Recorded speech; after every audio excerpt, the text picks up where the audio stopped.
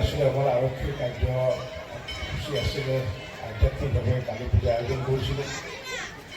পিছত সমূহীয়া ৰাইজে একত্ৰিত হৈ এই কালী পূজা ভাগি আয়োজন কৰি আহিছে। গতিকে মই পোনপ্ৰথমতে আজি 169 বছৰ আগতে যিয়ে এই পূজা ভাগিৰ আয়োজন কৰিছিলে, যিসকলে আমাৰ মাজত নাই তেওঁলোকৰ আত্মাৰ চিৰশান্তি কামনা কৰিছোঁ।